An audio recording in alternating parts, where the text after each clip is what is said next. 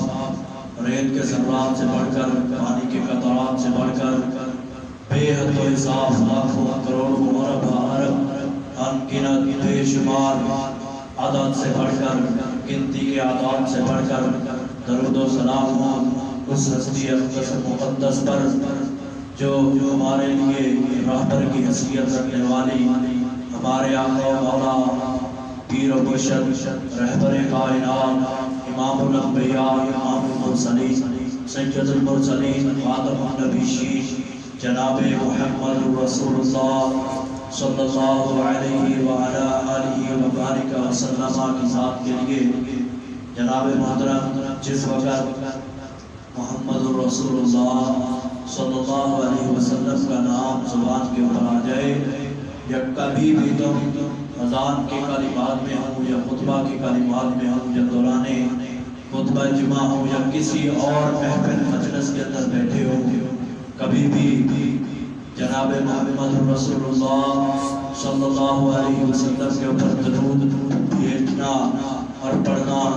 یا اپنے آپ کو غفلت کے اندر نہ ڈال لینا، بھول نہ جانا۔ رسول اللہ صلی اللہ علیہ وسلم نے فرمایا، ایک قدم منبر کے اوپر رکھا، آمین کہا،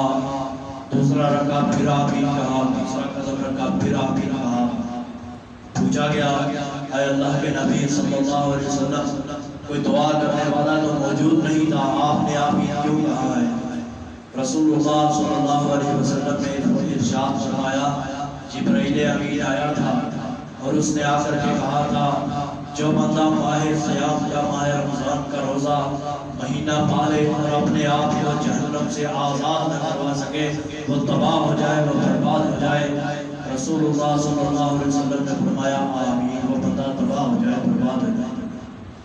اس کے بعد فرشتے نے کہا، جو بندہ آپ کا نام سنے، محمد صلی اللہ علیہ وسلم نام سنے اور درود نہ پڑھے، وہ بندہ بھی ہلاک ہو جائے، تباہ ہو جائے، برباد ہو جائے۔ رسول اللہ صلی اللہ علیہ وسلم نے فرمایا، آمین، وہ بندہ بھی برباد ہو جائے، تباہ ہو جائے۔ اس کے بعد رسول اللہ صلی اللہ علیہ وسلم نے فرمایا، فرشتے نے کہا، جو بندہ والدین کو اپنی زندگی کے اندر پالے اور پھر بھی اپنے آپ کو طواف نہ کروا سکے، وہ بندہ بھی برباد ہو جائے، تباہ ہو جائے، ہلاک ہو جائے۔ رسول اللہ صلی اللہ علیہ وسلم نے فرمایا، آمین، وہ بندہ بھی برباد ہو جائے، ہلاک ہو جائے۔ جس کو رسول بد دعا دے دے، اس سے بڑا بد نصیب کون ہوگا؟ یہی سوچ لیں۔ اللہ نے خود کہا ہے، یا ایھا الذین ان اللہ وملائکتہ یصلون علی النبی یا ایھا الذین آمنوا صلوا علیہ وسلموا تسلیما۔ بے شک اللہ بھی، اللہ کی ذات جو کسی کے محتاج نہیں ہے، جو نبیوں کی محتاج نہیں ہے، اللہ کی ذات، اللہ رب العزت کہہ رہے ہیں، ان اللہ وملائکتہ یصلون علی النبی، اللہ بھی، فرشتے بھی رسول اللہ صلی اللہ علیہ وسلم کے پر درود بھیجتے ہیں۔ اللہ بھی جس وقت نبی صلی اللہ علیہ وسلم کا نام آتا ہے، آپ کی اتنی عظمت، اتنی شان اور جلالت ہے کہ اللہ بھی آپ کے نام کے پر درود بھیجتا ہے۔ ہم کتنے بد نصیب ہیں